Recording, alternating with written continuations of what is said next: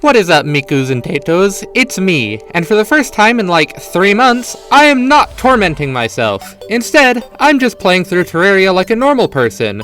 A, because the new update just came out, and B, because I needed something chill after the 160 hours of playing Factorio that makes up the last 2 videos. So yeah, for this first Terraria episode, I'm just gonna play through the whole game like a normal person. Crazy, I know. But first, make a character. New damage noises are cool, and I like the new hairstyles, so here, Lucy the Warrior. For, of course, our melee playthrough. Not strict melee, but pretty much just melee. Just some summons here and there, because summons are nice to have. Maybe I'll change that in next playthroughs, but I'm not being too strict on myself this time. As for the world, it's more or less the same, as I choose to ignore the special seeds this time around, get a name, set size to medium, and just run it as a classic world with a random evil. Dropping in, I get to see the guide's face. Wonderful! And then chop some trees as is the normal. Then dive headfirst into a cave over here to the left of spawn.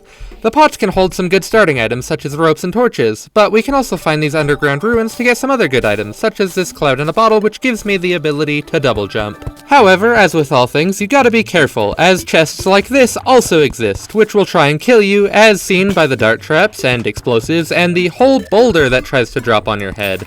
And I get another cloud in a bottle, which is unfortunately not stackable. Very tragic, I know.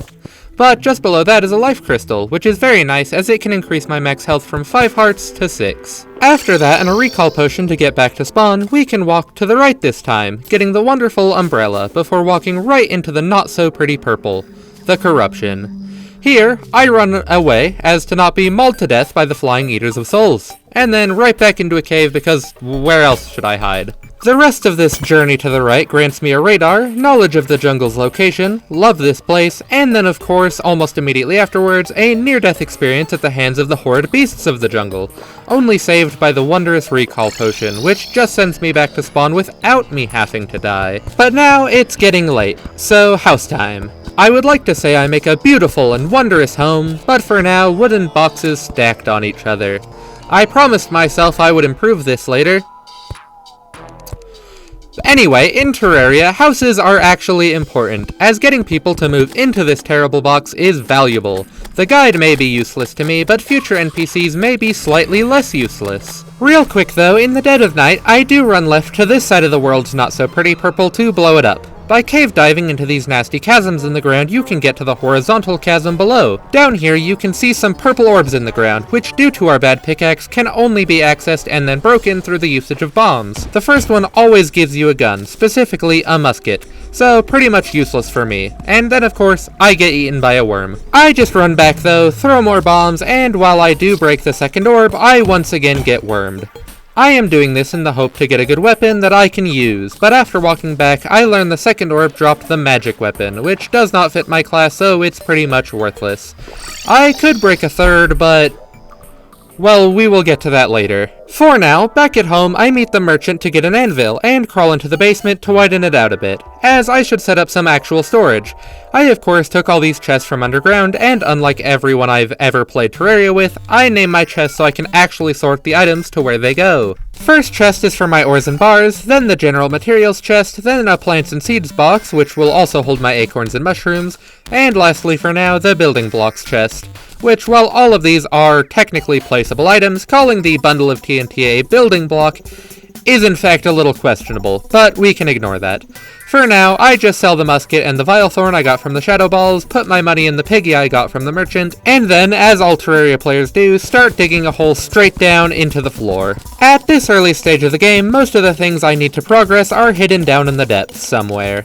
These items I need include, but are not limited to, evidently another cloud in a bottle, thanks Terraria, more life crystals, Hermes boots, these are actually very nice as they let me run faster, climbing claws, and turkey waddle necklace? Okay.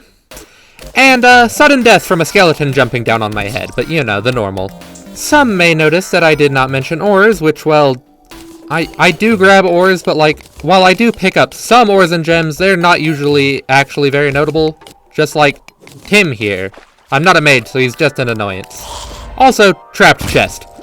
This one had another set of Hermes boots. Thanks, Terraria. You don't have to keep giving me duplicate accessories. Really, I promise. I don't need more. Below the chest is lava and the water I dragged down with me, which made obsidian, which of course I cannot mine at this point. I'm gonna be blaming the trapped chest for this. Though, the sweater is kinda comfortable, I guess, so I guess it wasn't a total loss. That said, the real, true value I got from that chest is the suspicious-looking eye, our first boss summoning item. I have 13 hearts now, and I set up this quick and dirty arena over here, but that's not enough to fight this boss. After all, my only weapons I have on me are the terrible copper short sword I got at the start of the game, and a literal umbrella, and something gives me the feeling that that will not be sufficient to kill the Eye of Cthulhu. Well, at least not for me, because I'm not a god gamer or something like that. So, back to running off into the middle of nowhere I go. I calcify a gnome because why not? And then I cross the corruption. Just past that is the snowy biome, which has this cave. And so, of course, into the cave I must go. I might get a good item or something from this. And, I actually do. First, I find this box with a blowgun, which is useless, and another weird necklace. Also useless as far as I can tell. However, just a bit further, I see this suspicious one white hole in the ground, and digging down, I find this. A sword shrine. And here I get my good item. The enchanted sword. This is the first of many swords in this game with a projectile, and it also does more than 1 damage, so basically, it's perfect. Armed with a glowy projectile shooting sword that does over 4 times the damage of the starter copper short sword, I continue down into the cave to get blown up by this. So, I guess that's the game telling me to fight the eye, and of course, not just me having absolutely zero spatial awareness. And who am I to say no to the offer to fight a giant demonic eyeball anyway? So, back at the mini arena, I place some torches, and we can finally start the first of many boss fights.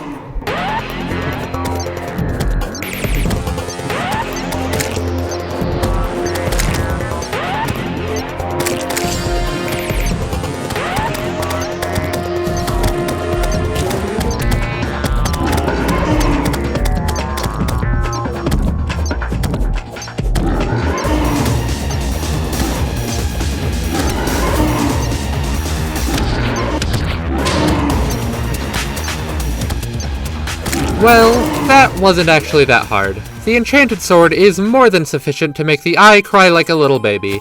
And while the eye does not drop much, the big item it drops is demonite ore. This stuff does exist underground, but only rarely, and we can't mine it without a nicer pickaxe. As with most ores, we can go to the furnace to smelt it into bars, and use those bars to make equipment.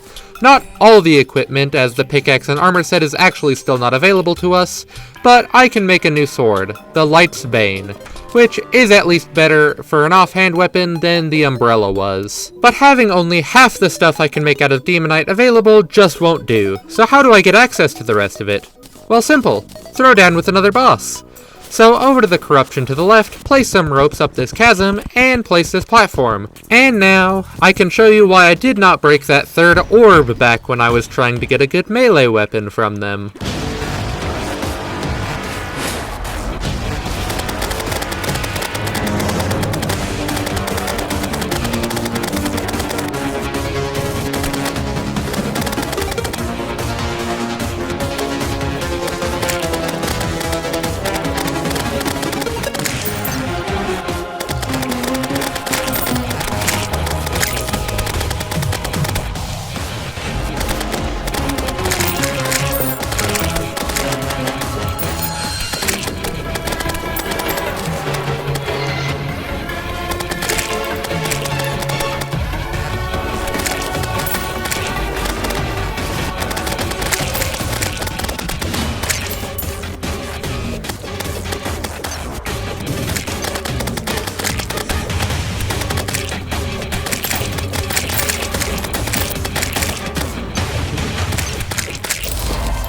Take that, big worm. I have claimed my revenge against wormkind, and with that, I get these shadow scales, the other material I needed for the armor and pickaxe.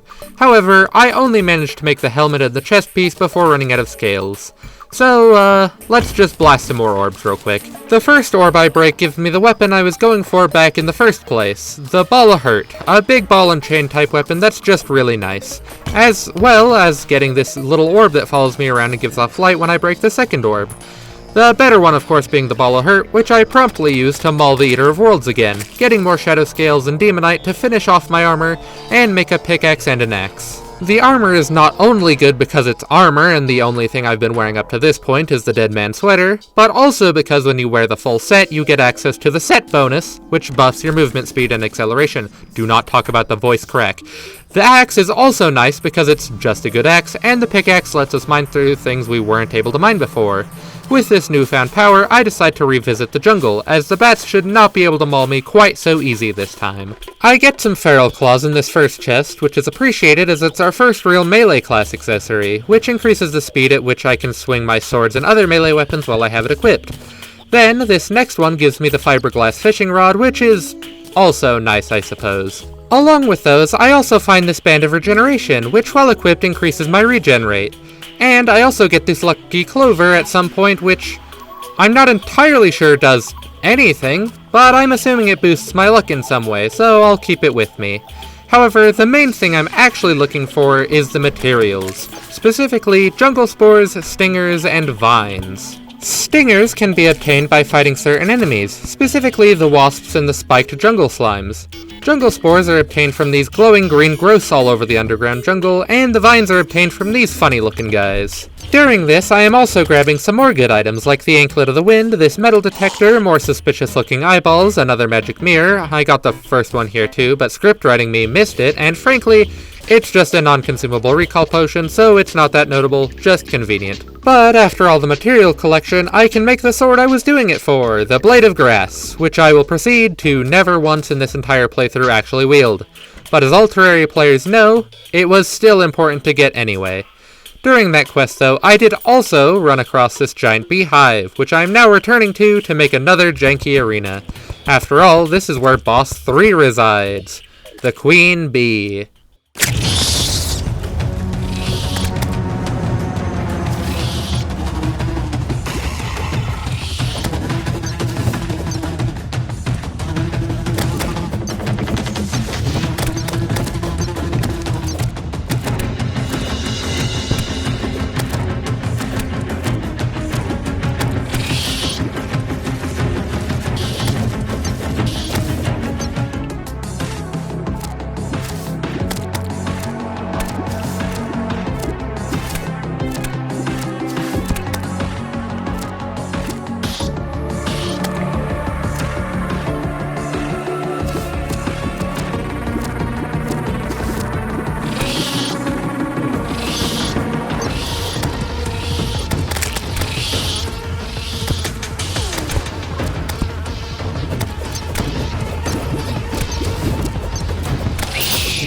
I gotta say, that boss theme is precisely how I feel every time I see a bee or a wasp or other insect that just likes causing me specifically unimaginable pain for the crime of living on Earth for a prolonged period of time.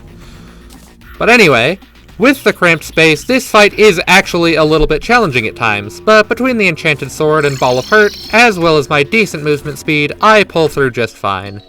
Unfortunately, I just get the ranged weapon, but it is what it is, I guess. I also got this stress ball at some point, but that does not come up for quite a while. And for fun, I kill the eyeball a few more times.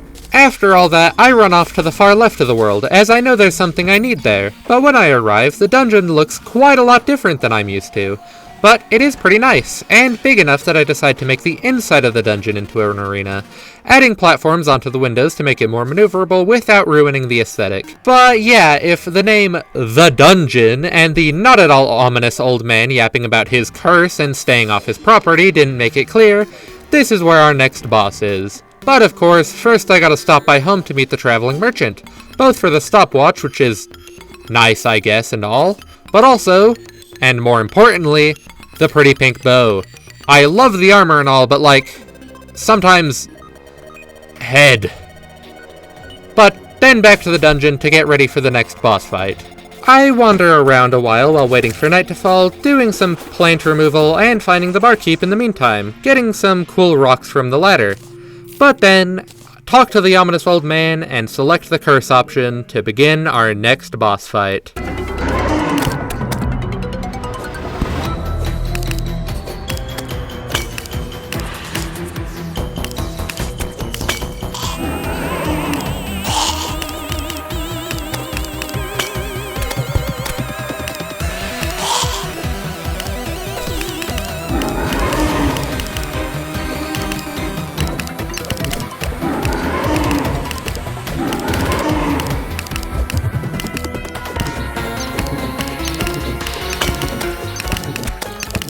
With the big skeleton guy defeated, and the whimsical noise of his boss theme listened to, we now have access to his home, the dungeon, which is quite important. It is in fact important right now, as there's a sword down there that I want. But to get it, I need to collect these golden keys, which can sometimes be gotten through these random wooden chests that can spawn down here, but are more commonly obtained by defeating the inhabitants of the dungeon. The more normal-sized skeleton. Oh, and the slimes, too. These keys can be used to open the golden chests, and each of them has some pretty neat stuff in them. For example, this first one has a cobalt shield, an equipment that gives knockback immunity, as well as the ram rune, which is new to me. The ram rune allows you to ground pound, so I kinda like it. However, neither of those things are exactly what I was looking for, even though the cobalt shield is for sure another thing I should have been focused on, but I got it immediately, so no need bringing that up, really. However, before I get much further, I fall into this rude little trap right here and die. So I make sure to finally make a grappling hook at home and decide to come back to the dungeon a bit later, as the sword I want from it isn't super important quite yet. Instead, I take the neat little crystals and stand I got from the barkeep to fight the old one's army. This is one of those instances where I'm not doing true melee, as this event is designed in a way that encourages you to use the sentry summons you can also get from the barkeep. I got the Flame Burst Staff and wanted to use it, so I did. The first 3 waves are super easy, just mowing through a bunch of relatively weak enemies. Wave 4 is a little more tricky, as I need to watch out for the wyverns that like to try and fly over you to make it to the crystal without you seeing so they can break it. That is of course bad, because that breaking is the losing condition for this event. Then, Wave 5. Wave 5 is the boss round. We get to fight the Dark Mage. Or mages, technically. Also, mostly the Flame Burst towers, as I'm busy fighting the army on the right side, as I put pretty much all of my towers on the left. But even with a death, I do snag a victory, and get some items I don't really need, but I like to have anyway, placing them on the eye arena for style points. After that, I can go back down to the hole I made earlier. After all, the obsidian was impervious before, but the nightmare pickaxe is strong enough to dig through it, so of course, I drop down to collect some for later. And with that collected, I continue the hole down. After all, it is quite common practice to make a hole that drops all the way through the world for a reason. The good old Hellevator is just really convenient. It being called that, of course, because as we dig through a strip of ash, we find ourselves in the underworld, full of demons, flame-casting imps, lava slimes, and flame bats. This first demon is special, though, as it's carrying a guide voodoo doll, which will come up here pretty soon. But first, break into all the hell's houses, and break their pots and steal their stove. After all, this stove is much better than mine, and I need to have the best. After taking that, I start building a bridge of platforms down here to try and make the area a little easier to traverse. And another reason, of course, but again, that comes later. Right now, we're just here to break all the pots and open shadow chests, using the shadow key we got from the dungeon earlier. The first obsidian chest I open even gives me a cool new spear, the Dark Lance. This spear is actually pretty good. Good enough to convince me to use a spear at least, but the other big item I'm looking for in these pots and boxes are obsidian skin potions. These are great as they let me swim in lava without dying, making it a lot easier to get the ore from this place. Hellstone, as Hellstone is not only usually submerged in lava, but also releases lava when broken, so it can be quite a safety hazard to mine. Though, while I am immune to lava, I am not immune to the creatures down here, including the fireballs thrown at me from the imps that can pass through walls. So I can't totally relax, but so long as I stay somewhat vigilant, I should be fine. They aren't that bad, mostly just an annoyance. And after using up that obsidian skin potion's runtime, I have managed to collect a decent 240 ore that I make into 80 whole bars. There are 2 main things I got this for. First, the armor set. Molten Armor is a melee class armor, increasing your melee speed and damage, as well as granting you immunity to fire blocks and being set on fire. The other thing, of course, though, is the sword, Volcano. This sword is actually kinda great, however, for now it can just sit with the Bane of Light and Blade of Grass in my inventory, as I'm gonna continue letting the Dark Lance and the Ball of Hurt remain my main weapons. Mostly the Dark Lance. But with that all sorted out, I really should head back to the dungeon now, as the sword from there is now the last thing I need to get what I truly desire. I open quite a few chests, getting a magic missile, 2 water staffs, a Glock, and other not important to me stuff. I do get a new flail though that is just better than the Ball of Hurt, so that's an upgrade I guess. But forgetting to look at my health and a spiked floor later, I'm back home, and fighting goblins now I guess. Curious. They don't drop anything I want, so I just clear them and then head right back to the dungeon, finding the Scam Artist Supreme, or Goblin Tinkerer, almost instantly, getting a pair of rocket boots and the Tinker's Workshop from him.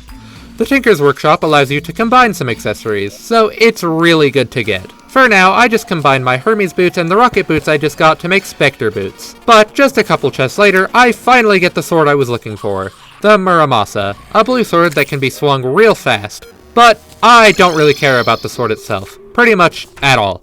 Instead, I just bring it, Light's Bane, the Blade of Grass, and Volcano to the Corruption, placing them on the Demon Altar to make the real Sword of Swords. At least so far. The Knight's Edge, a pretty purple sword that you spin around you to do some real damage. Between this new sword and the Dark Lance, I'm pretty set on weapons, and the Molten Armor is the best armor I can get for now, so I'm pretty much built. Could my accessories be better? Probably, but like, it's alright. For now, all I need is wood. Wood to make platforms, and platforms of course to extend the Great Hell Bridge. See, this is for mobility like I said before, but it is just as much, if not more, for the final boss of pre-hard mode Terraria, and I'm gonna want to have a decent amount of room, just in case. But, with my bridge built, time for the most moral boss summoning as of yet. And where that voodoo doll from before finally comes into play.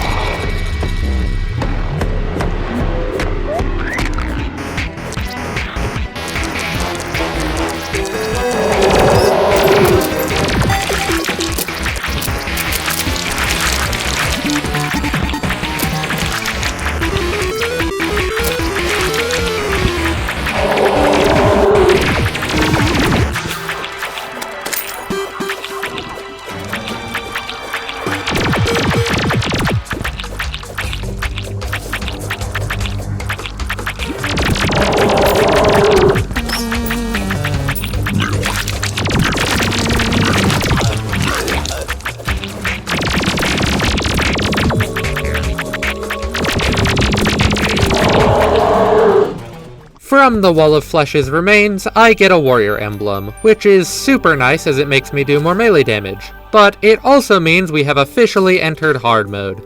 Yeah, I just killed the Terraria Devil, and that was like the start of the game. First big notable change is as I walk to the right of my world where half of my desert has turned white, and the trees on the forest beyond have become shiny and colorful. This is the Hallow, basically the anti-corruption. The Corruption, by the way, is also now scarier, spawning some new foes, but I'm not worried about that right now, as I'm mostly just checking where the Hallow showed up. Checking for two reasons. A, it grows, so knowing where it's starting from is nice, but also because I should actually finally make some more houses, and the next 3 are going to be put here in the Hollow, then the next 3 in the desert near the dungeon, and then the 3 after that in the jungle. They aren't very pretty, but they allow more NPCs to move in, and we want more NPCs of course, but we also want pylons. Pylons are these cool crystal things you can have nearby your NPC housing, and they work as fast travel points. As long as you are near one, and there are NPCs by the others, you can travel instantly between them through the map view, which should cut down on my travel time. But, after getting that set up, I head to the Corruption Chasms again to find demon altars, but this time to break them. Using the pawn hammer I got from the Wall of Flesh, I can break them to get access to new ores. Each altar broken grants your world a bit more of an ore type. In my case, I get palladium, orichalcum, and adamantite. But to be frank, the mining part of early hard mode is like my least favorite part. So I of course attempt to avoid having to do so by running over to the ocean and fishing. While fishing, you can obtain crates, and in hard mode, the crates can contain some of the hard mode ores and bars. So I figured I could just fish a while and get the ores and bars that I needed. However, 15 minutes later, I only have a few bars, and when I return to my fishing spot, it starts raining slime from the air. So I need to kill some slimes, and kill the final pre-hard mode boss, I guess. King Slime. That is one of the most non-serious boss themes in the game, but also this boss is supposed to be fought like around the same time as the Eye of Cthulhu, so I kinda shred him as soon as he shows up. But even after that and 6 more crates, I still don't have a lot of ores, so I guess I should do some more mining. But first, a fun distraction. Hubris. And about 3,000 pirates. As it turns out, I was not prepared for 3,000 pirates. Nice graveyard. Population, me. But back to those hard mode ores, I'm gonna start mining them, but I'm mostly gonna skip over that because the experience goes as follows. Make Molten Pickaxe. Use Molten Pickaxe to find and mine Palladium. Use Palladium to make Palladium Pickaxe. Use Palladium Pickaxe to go down and mine Orichalcum. Use Orichalcum to make Orichalcum Anvil and Orichalcum Pickaxe. Use Orichalcum Pickaxe to go down and mine Adamantite. Use Adamantite ore to make Adamantite Forge out of the Hell Forge. Use that forge to make an Adamantite Bars. And now I can make Adamantite stuff, I guess. That said, the main reason you have to do this is for the Anvil and Forge, because you do need these to make stuff in hard mode. Like, pretty much all of the stuff you need an Anvil or a Forge for in hard mode uses these instead. But at least it's over now, and with the extra Adamantite Bars and some Hellstone, I can make a new weapon too, called Flint. Flint is cool. Smack the floor, make a wave of damage, repeat. I did get a boss summon while mining, the Gelatin Crystal for Queen Slime, and I try to fight them. But I am A, not the best at this game, B, using a weapon I've never used before, and C, still wearing Molten Armor, which I need to upgrade, so it does not end in my favor. The problem is that if I want better armor, my choices are to either go back down and mine more Adamantite, which I don't want to do, or try and beat a mechanical boss. Mechanical bosses, who are generally a lot meaner than the slime. So of course, me being me, I run into the Underground Corruption where a bunch of new enemies spawn so that I can steal their Souls of Night.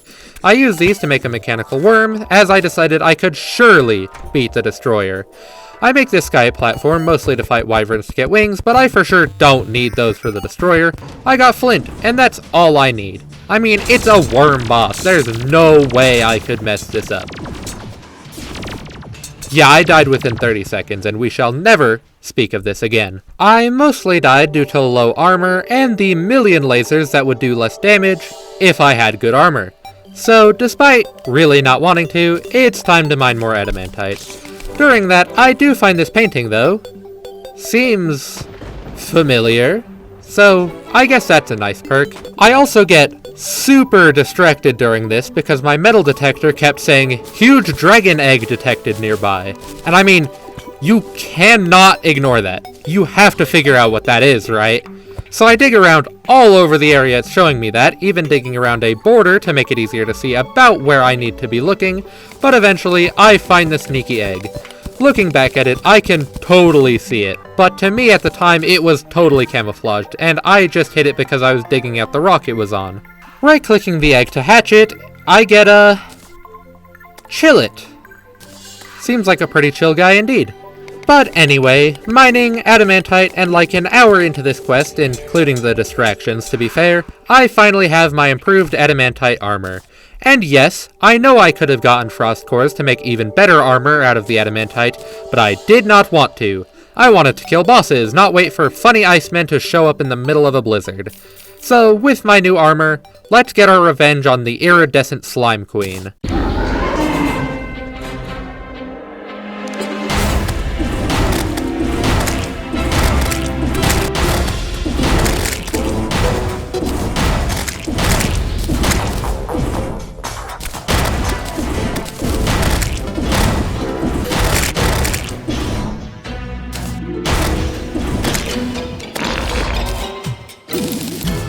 Flint proves very handy during this fight, helping me to kill all the excess slime that the queen spits out when taking damage, as well as just doing a lot of damage in and of itself, so that was for sure a good investment.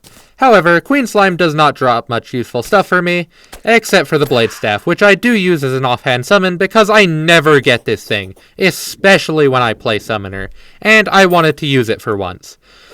But after that, and placing a wooden stop to keep the hollow from getting closer to the main house, I'm also gonna need to get vengeance on that stupid worm.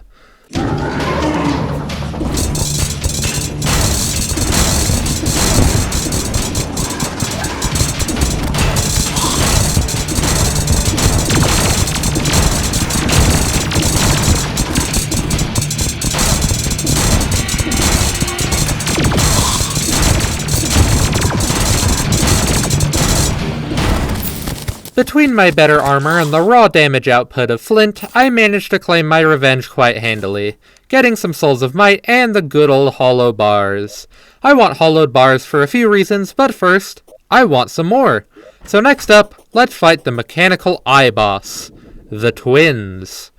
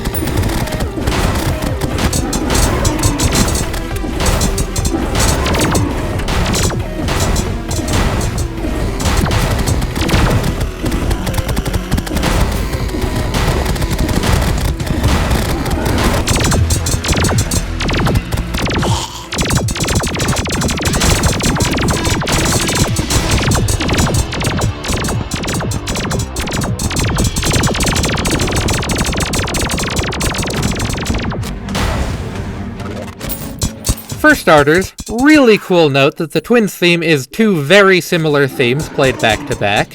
But again, Flint proves to be the indisputable MVP, shredding the duo when they do their charges, and with that, I get the Souls of Sight and some more bars. And since that went well, I run straight into a fight with Skeletron Prime, which does not go quite as well. Probably shouldn't have started that fight on half health, and Flint struggles against this boss a little bit more than the other two, as he has 5 different parts to hit, and most of them usually stay in the air and far apart from each other. But, you know, to be frank, that was mostly a skill issue on my part. But while I'm on this revenge arc and completely ignoring just dying to Skeletron Prime, while I'm at it, I do also take the time to get revenge on the pirates, but with Flint at my side, that is hardly notable, especially since they don't really give me anything that useful. But real quick, as I'm getting ready to rematch Skeletron Prime, it's time to show you why the Goblin Tinkerer is the biggest scam artist in any universe of Terraria. You can go to him to reforge your weapons, allowing you to change the modifier on them. This is good, as modifiers can vary from making your weapon like 10 times worse and making them 10 times better. But the Tinkerer takes money for each reforge, and he takes more for better items.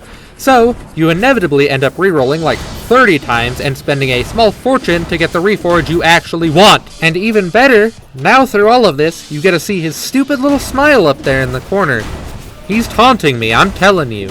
If he dies, it was probably me, but he probably deserved it, trust me. That said, getting Flint the legendary modifier is definitely worth it, as it makes the Flint do 14% more damage, be 13% faster, have a 5% higher chance to crit, makes it 10% larger, and have 15% higher knockback. Basically, it is unfortunately worth your money. Until you run out. But, with my now legendary Flint, I am confident I can pull a win from Skeletron Prime.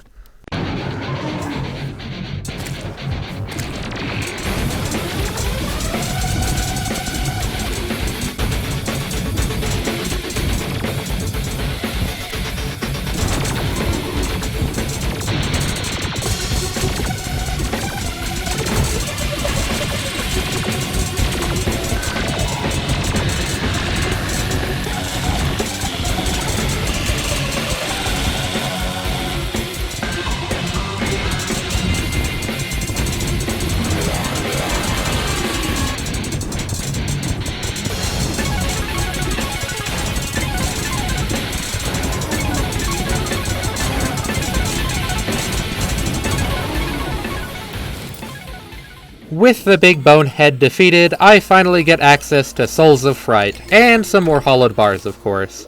Focusing on the souls first, I can use 5 of each and my warrior emblem to make an Avenger emblem, which gives me a 12% increase to all damage. Then, I instantly combine that with my power glove to make the mechanical glove, which does that as well as increasing my knockback, giving me increased swing speed, and increasing the size of melee weapons. I can also use 1 more of each soul to make the Pickaxe Axe and Excalibur. Excalibur being a sword I will not use for long, but it's nice to have until I get more souls to upgrade the Knight's Edge.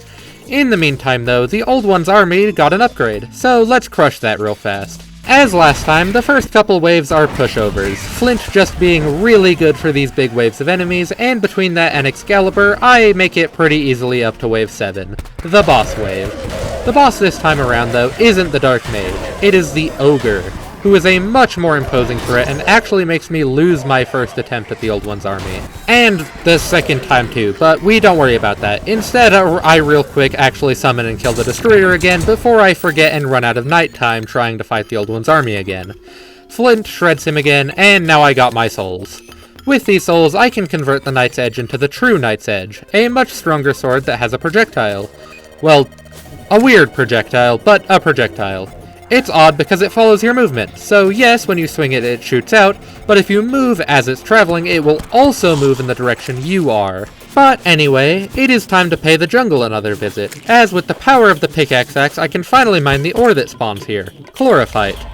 Also life root, which increases max health, but that's less important or something. The chlorophyte is needed for a couple reasons, the first being to feed Excalibur to make true Excalibur, which I don't really plan on using, but it's nice to have. The other thing I need chlorophyte for, though, is better armor. The adamantite armor is alright, but a bit outdated at this point. The next armor I'm aiming for is turtle armor, which takes chlorophyte and turtle shells to make. Chlorophyte is just an ore that spawns exclusively in the jungle, and turtle shells are gotten by killing giant tortoises in the jungle, which like to try and kill you, Bowser style, while you're mining for chlorophyte anyway. So these can be collected at the same time. Side note, during this I do kill Queen Bee again and get the Beekeeper, a sword that, as with many, will be nice to have even if I'm not intending to ever actually wield it. It takes a while to get the turtle shells, but now I have turtle armor, which is a pretty substantial improvement on the adamantite I was wearing before. That, however, does not mean I'm done with the jungle, and I start tunneling down to find a certain something. And lucky me, after just a bit of mining around the big block in the middle of the jungle, I found when I first got here actually, I find what I'm looking for, a little pink flower bulb. I dig out an area to the left of it, as this of course is the next boss summon. And when I break one of these Plantera bulbs, Plantera herself will spawn and beat me silly for attacking an endangered plant. I place a bunch of platforms over here and feel pretty confident I got it.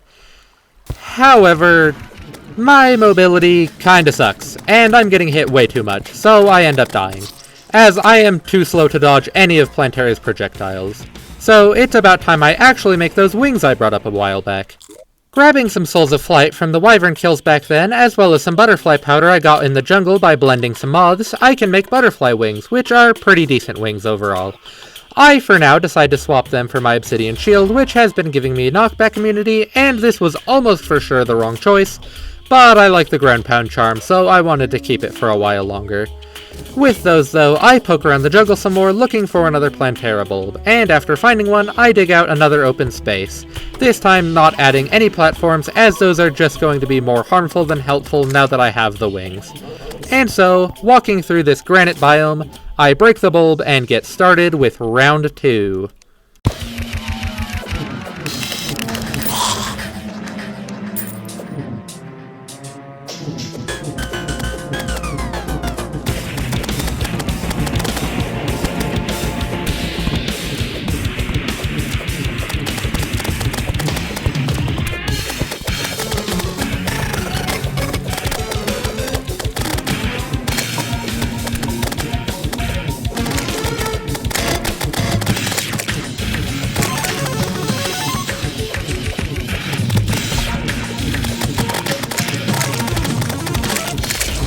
The wings make evading Plantera's attacks way easier, and I defeat her fairly easily, getting a ranged weapon of course, as well as the temple key, which I actually do want. The temple key allows me to move over to the big unmineable brick in the jungle and enter it. This is the Lizahard Temple. Lizard. I'm gonna be so 100% of you, I have no idea how to say that word.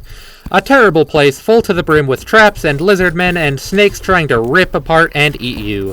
The main threat here is the traps. So as I go down into the chambers, I make sure to tear out all the spikes and remove all the pressure plates so I don't die to a random spike ball or spear to the skull. As I move down, I also find chests with lizard? I'm just gonna say lizard. I'm just saying lizard. Lizard power cells, which come in later, as well as solar tablet fragments, and even a whole solar tablet as I enter the main room. The main room has this altar up here, which I'm not sure was supposed to spawn up there, but it did. And with how smooth all that went, I suppose I might as well do the boss fight down here. Giving a lizard power cell to the altar on the ceiling, I can fight our next boss, Golem.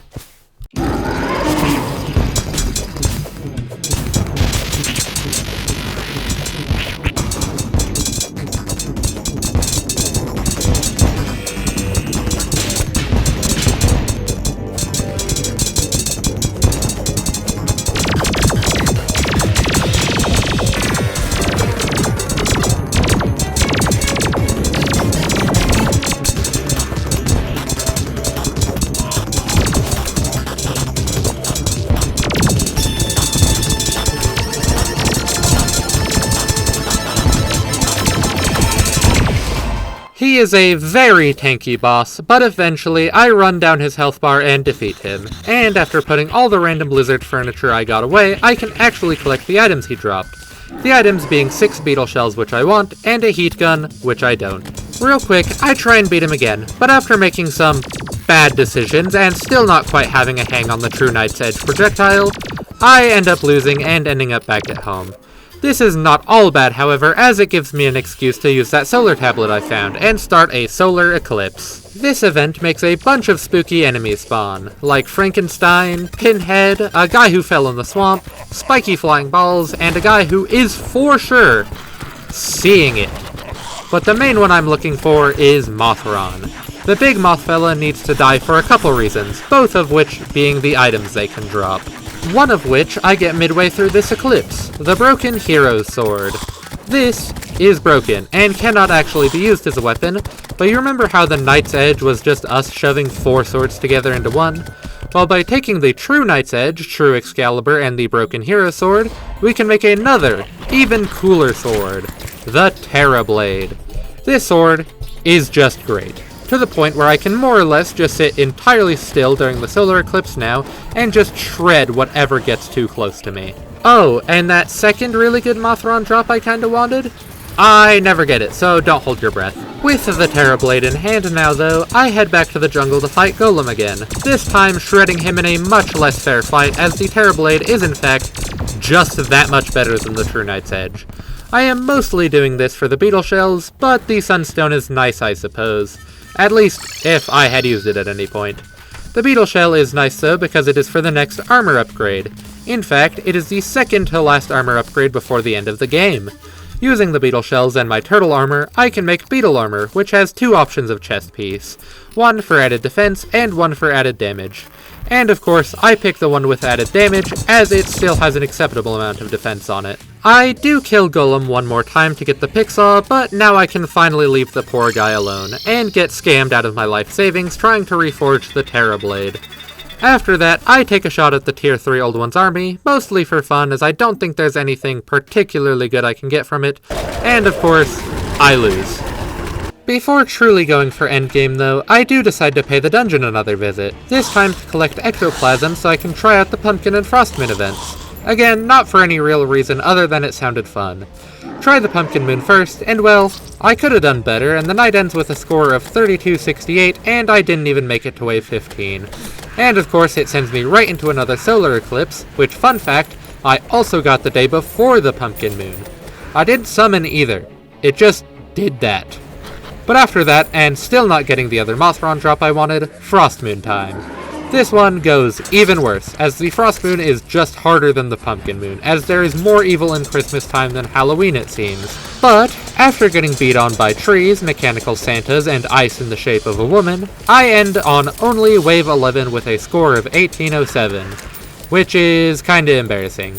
So, as all normal and well-adjusted people do right after getting humiliated by Santa, I go and throw down with some random cultists that showed up in the dungeon after I defeated Golem.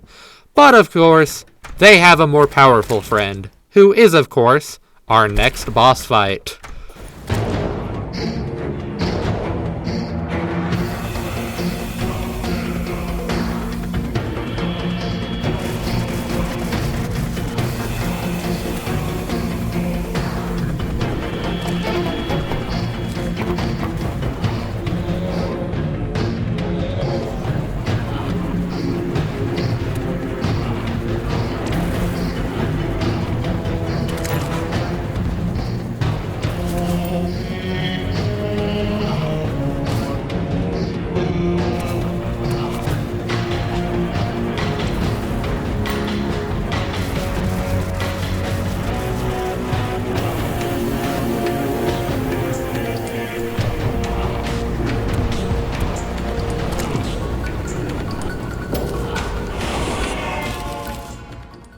Yeah, Loony isn't too hard as long as you're careful though, so they go down without too much pain, and dropping an ancient manipulator which will be pretty helpful later on.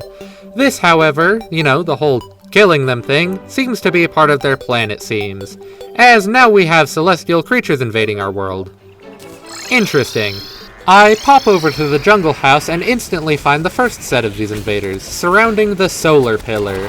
The solar pillar goes down pretty easy, the Terrorblade perfectly capable of tearing through pretty much every enemy it can throw at me, and after defeating 100 enemies, the shield on the pillar itself drops, and I can run through its health bar pretty quickly. Out of that pillar, I get solar fragments, which are very nice for me. See, each of the 4 celestial pillars is attuned to a class. Summoners have Stardust, Mages get Nebula, Rangers get Vortex, and of course, Melee gets Solar.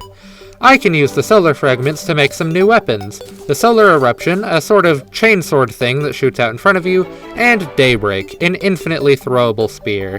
Both of those weapons are quite strong, and with them by my side, as well as the Terrorblade, I head to the Stardust Pillar, as, since I'm allowing myself to use summons as offhand weapons, it is the only other one that's going to be particularly helpful. So, dropping by the Hollowed House, I get to work fighting the Stardust Pillar. This one is also quite easy, and by farming Stardust cells, you can make it go by quite fast. With that, I get Stardust Fragments, which I use to make the Stardust Cell Staff. As, while the Stardust Dragon Staff is cool, it's really only good on dedicated summoners, so you can make it really long.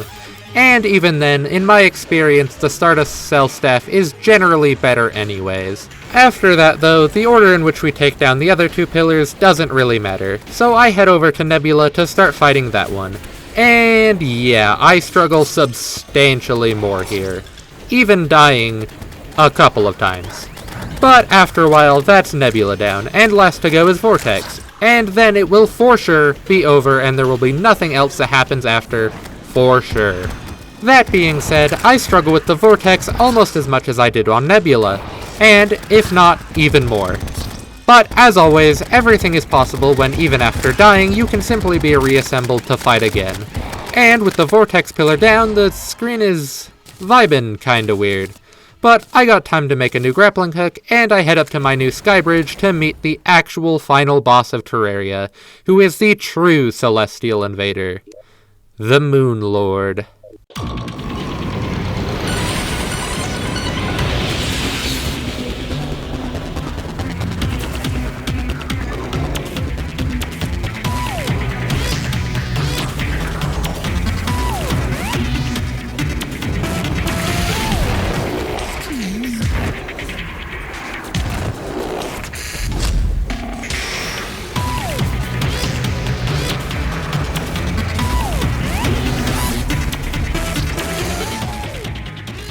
I try and fight off the Great Moonlord to the best of my abilities, but a few mistakes and a phantasmal death ray later, I am slain. So basically, it is time to do some things. First, I fight some Martians, just to get something resembling revenge against space, but that was mostly just a waste of time, so let's do something actually useful. First, some accessory swapping. Specifically, I kill the Wall of Flesh again to get another emblem. I use souls to turn it into an Avenger emblem, and then I turn that into a Destroyer emblem by mixing it with Golem's Eye. This gives a 10% buff to damage and an 8% critical chance increase. This replaces the Ram Charm because as fun as the Ground Pound is, it really isn't all that great anymore. But above any accessory upgrades I could get, there is a tool I can get that would be incredibly helpful for this fight. To get said tool, I dig a hole into the hollow, throw dozens of bombs to make it bigger, and make a platform and volcano in the center. Using this, some chests wired to a timer that will activate them over and over, and some conveyor belts, I can make a mob farm. The souls get away from the chest's range sometimes, but that's fine. It's mostly just the bats, and I'm not here for the souls anyway, so it doesn't really matter. I also set up some chests and conveyors below, as mobs keep somehow ending up down there despite the lava, but whatever. Now, I just use my stress ball I got a long time ago now to auto-swing my Terrorblade straight down, and I can pretty much just sit here and AFK. The only real remaining danger here is Hollowed Mimics, but even they have to show up back to back to be a real threat. As even though I've only eaten 5 life fruits up to this point, a single Hollowed Mimic only really gets me down barely past half health.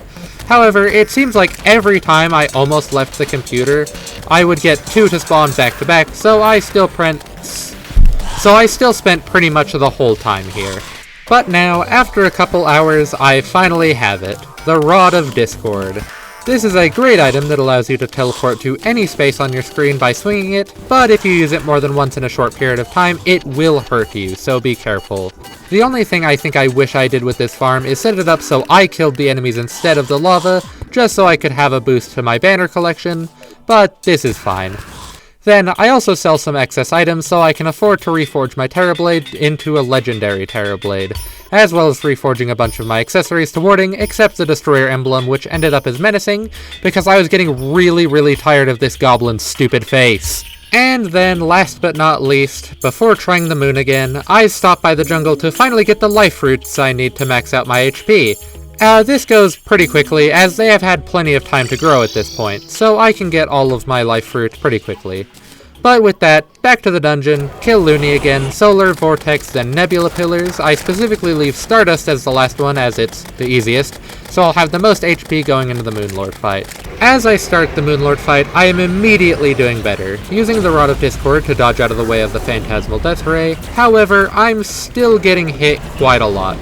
I just feel too slow to properly dodge all of these projectiles. Despite that, however, I do manage to pop out his 3 eyes and start attacking his core. However, accidentally using the Rod of Discord twice, as well as some unoptimal dodges, leads to me getting fried again. I got super close, and I can for sure beat the moon like this. However, there's a slightly major part of the game I may or may not have been completely neglecting up to this point. Potions. Sure, I have my healing potions, but there are so many other helpful potions that can help you in a fight. After bottling some water, I make a few. Specifically, I make Iron Skin, which buffs your defense, always nice to have. I make some Danger Sense because I thought it would help me see projectiles coming, but that is the wrong potion for that, I'm pretty sure.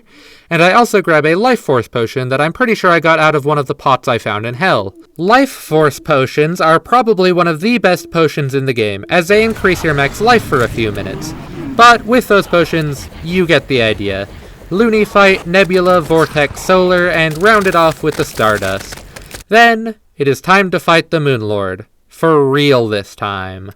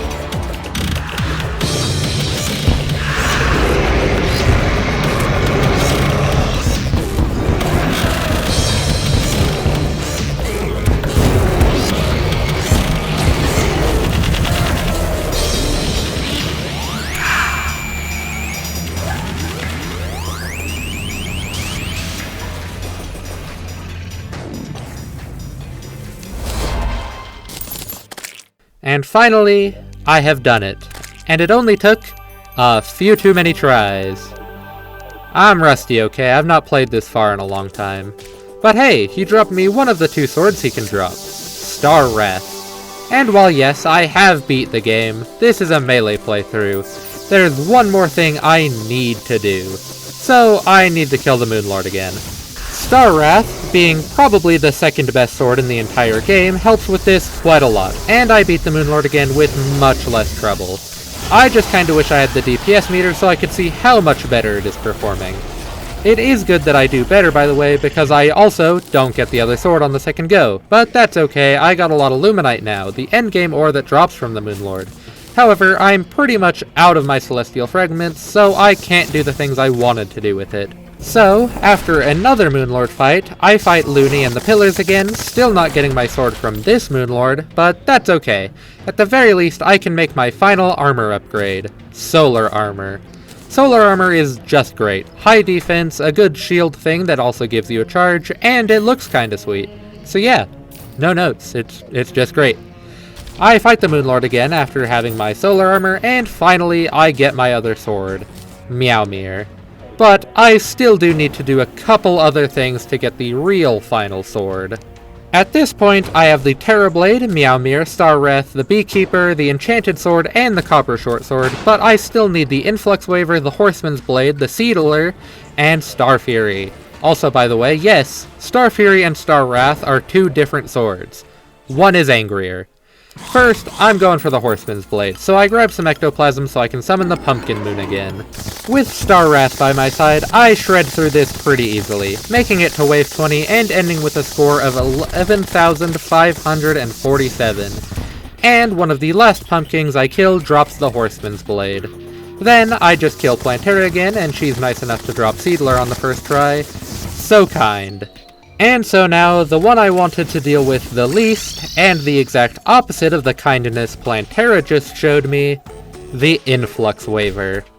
This is where the Martians come back, but only if you're lucky because it took me a little longer than I would like to admit to get a Martian probe to spawn. But a rope at the edge of the world and a water candle later, and a little bit more waiting of course, I get another Martian invasion, clear it, and still don't get my Influx Waver.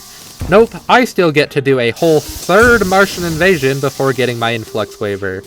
I also had a moment of deep confusion where I fully believed that I had a Star Fury at some point, despite not having one at any point, and getting kinda super sad and confused about this before looking back at the footage and realizing I did in fact never have one. However, that is just an issue of looking at some Sky Islands, and pretty quickly I find a Star Fury. Now I can go home and craft the best sword, Zenith. This sword is kinda bonkers, as you can see, and after blowing some generational wealth trying to reforge the thing, it is now also legendary.